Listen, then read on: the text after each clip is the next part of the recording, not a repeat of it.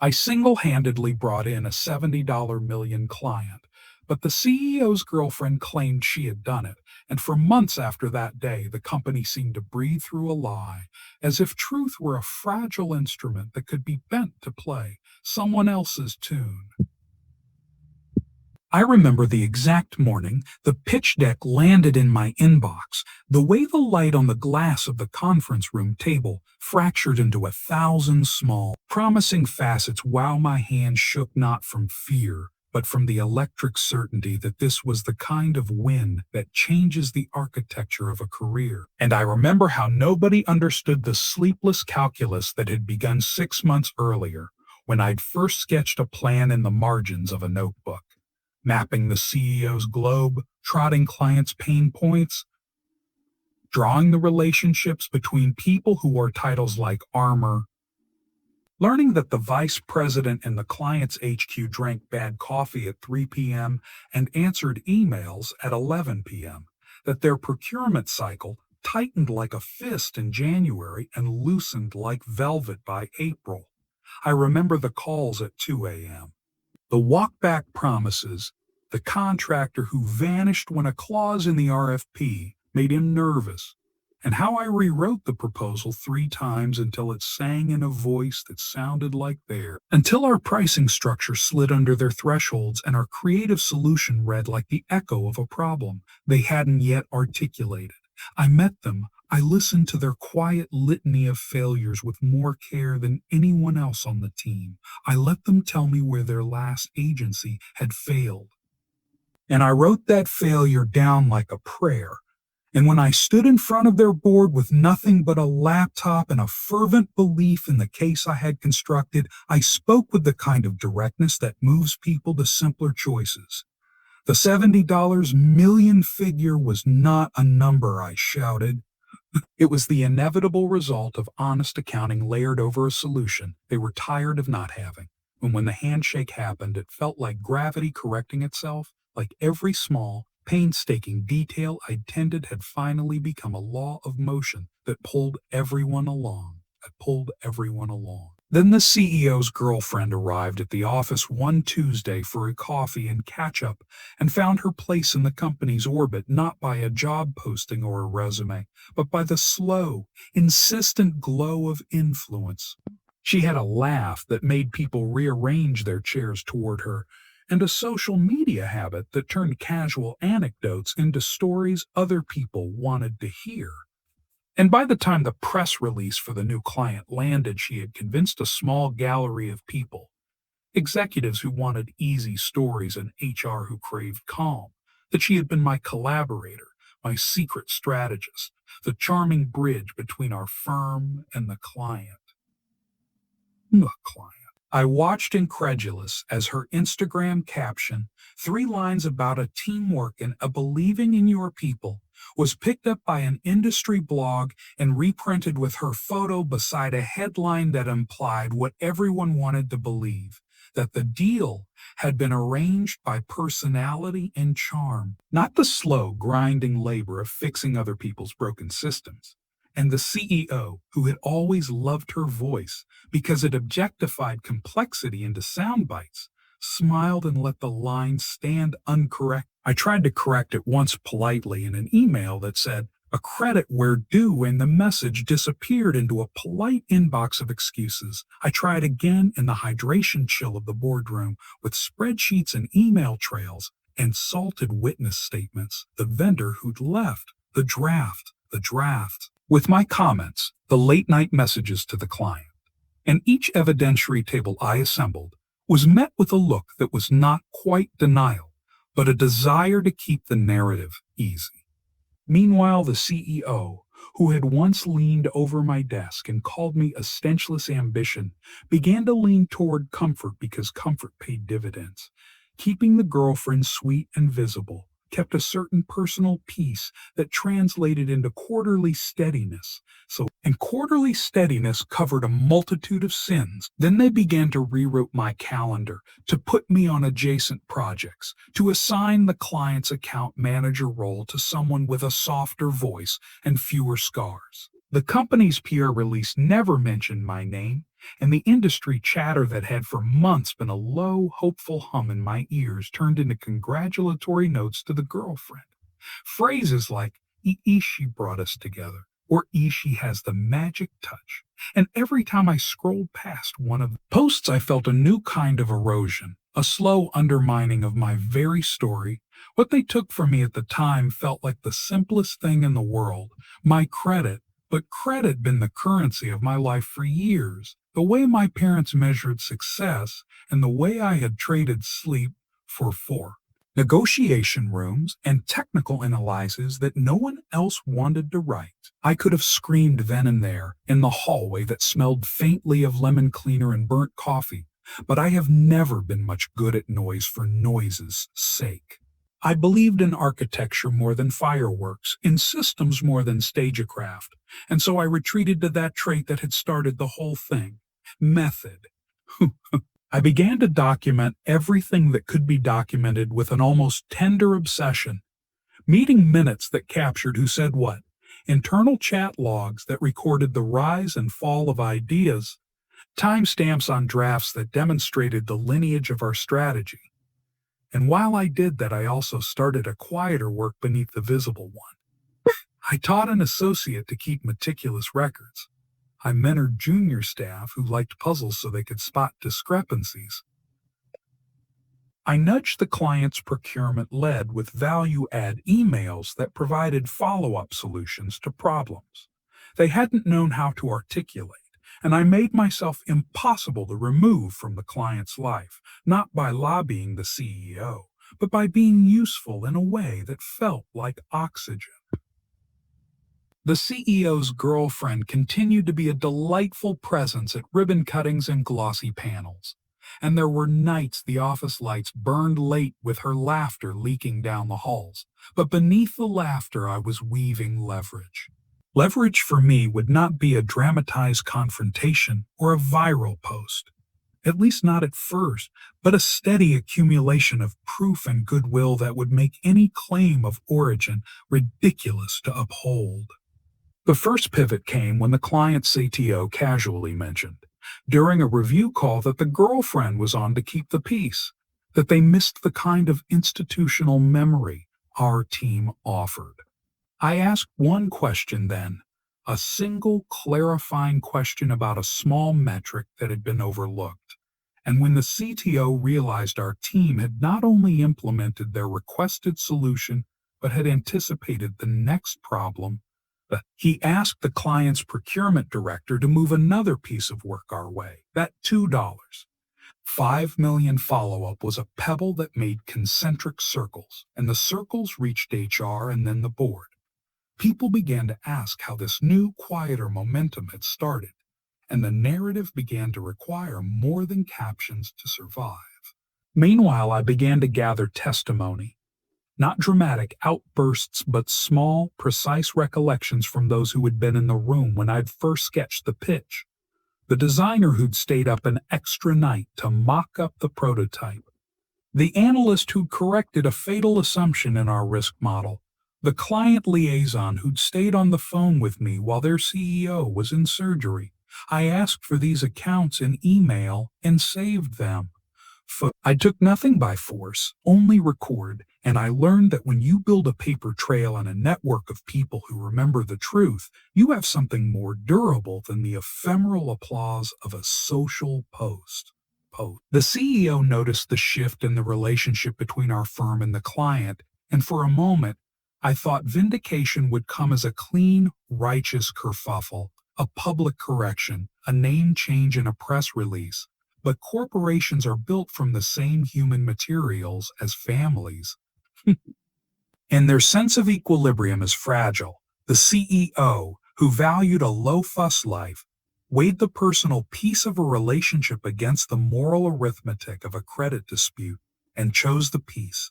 The girlfriend's posts continued to gather likes, and in private meetings the CEO smiled at her anecdotes while nodding at my more sober reports, as if acknowledgement in a smile was sufficient restitution. Anger, when it arrived as a nuanced pressure, not a volcanic eruption.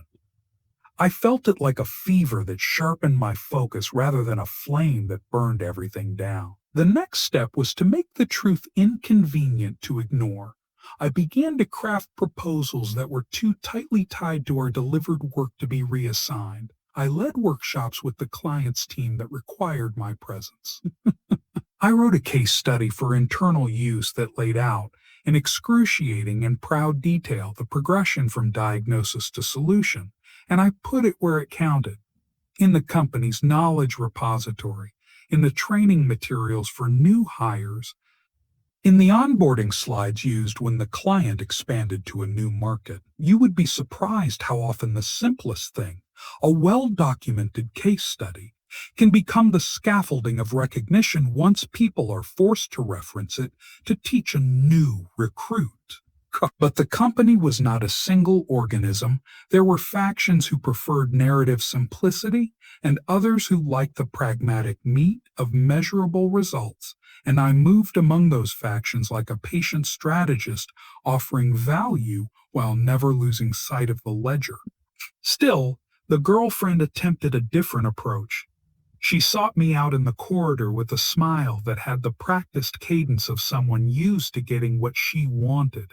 She offered tea, small compliments, and an offhanded suggestion that perhaps we had all benefited from the synergy of her social introductions, a version of events that danced lightly around the hours I'd spent drafting, the nights I'd negotiated discounts, the stubborn iterations I'd refused to accept. I listened, because listening had always been my armor.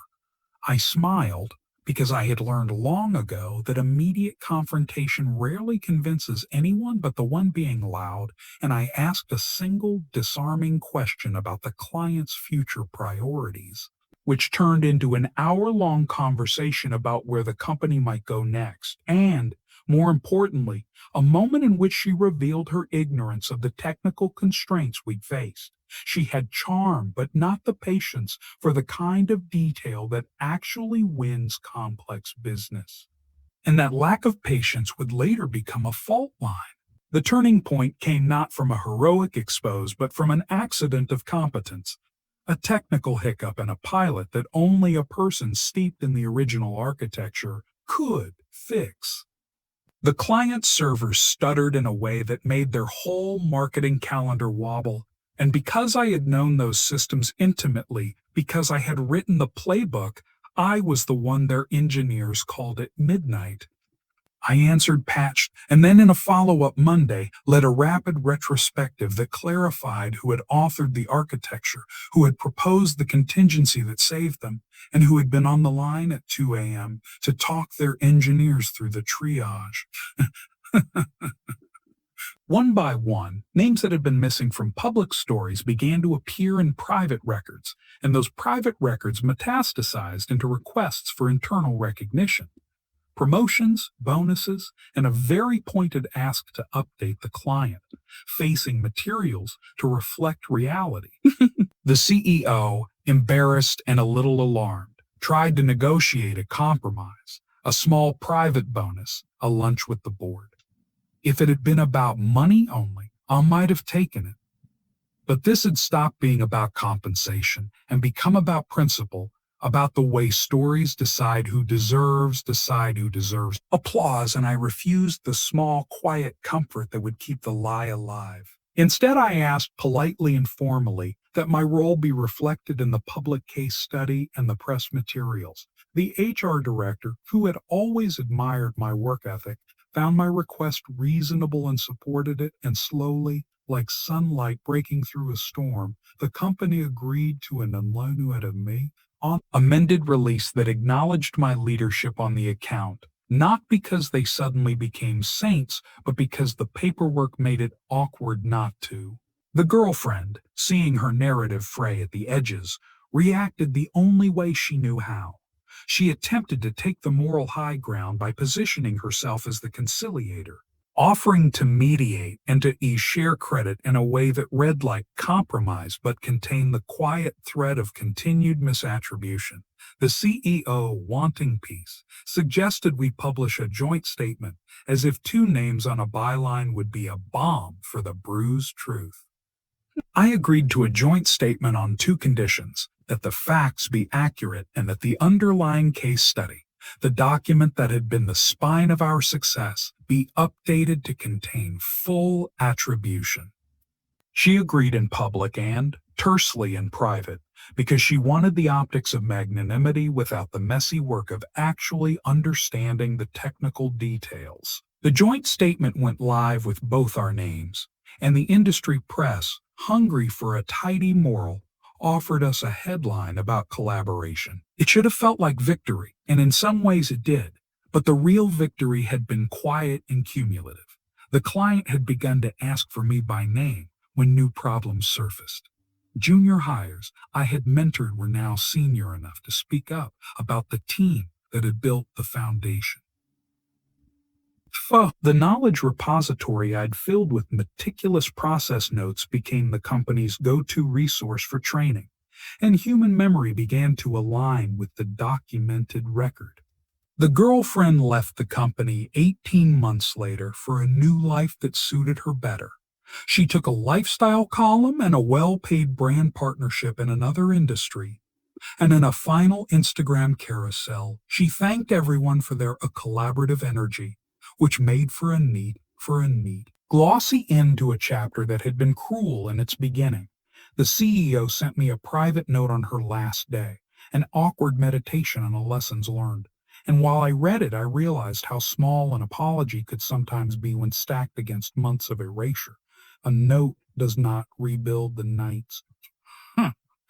You spent writing a pitch deck or the tiny private satisfactions of convincing an engineer you barely knew to take a risk on your architecture.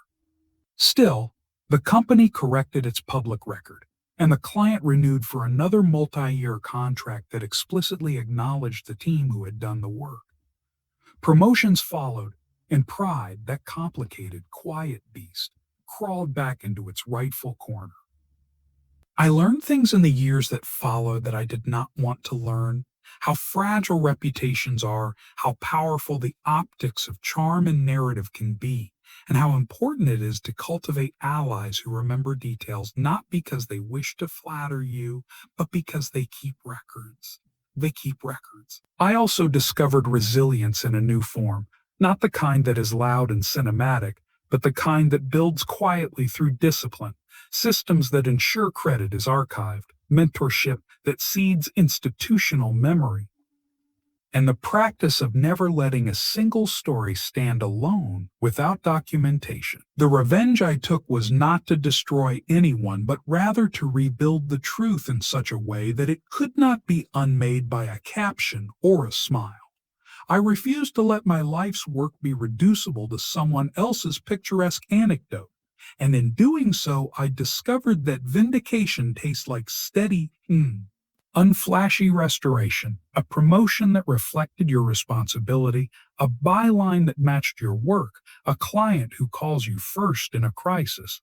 There were costs, nights with no small talk, relationships strained because I chose evidence over convenience, and a long, careful learning of how to be generous without forgiving erasure. But there was also a surprising peace that came from knowing I had not stooped to rumor or spectacle. I had not smeared anyone in public, nor leaked private messages for the thrill of retaliation. Instead, I had done the slow, patient work of making the record factual and then building from that foundation. Years later, when I found myself mentoring a worried junior who whispered in my office about a charismatic colleague who was taking too much of the praise, I told her the truth I had learned. A document, be useful, and make the truth inconvenient to deny. I gave her the template I had used for meeting notes, the way I formatted timestamps, the small habits that make credit visible, and she laughed, incredulous because the advice felt boring next to the drama she feared. But when the junior returned a year later, eyes bright with the kind of victory that is cleaner and warmer than outrage, she told me she had led a project to success and that the company had updated the press materials to reflect her leadership. She had taken the long view the way I had, and the food away I had. Payoff had arrived not as fireworks, but as a steady, undeniable line in the firm's history. That, more than anything, felt like the true revenge, to create a culture in which work could not be stolen by a narrative because the work itself had been woven so tightly into the company's DNA that it belonged to no single glossy voice. To know that when someone asked, years after the $70 million deal, who built the bridge between our firm and that client, they would be told the truth without apology, and that truth would include my name.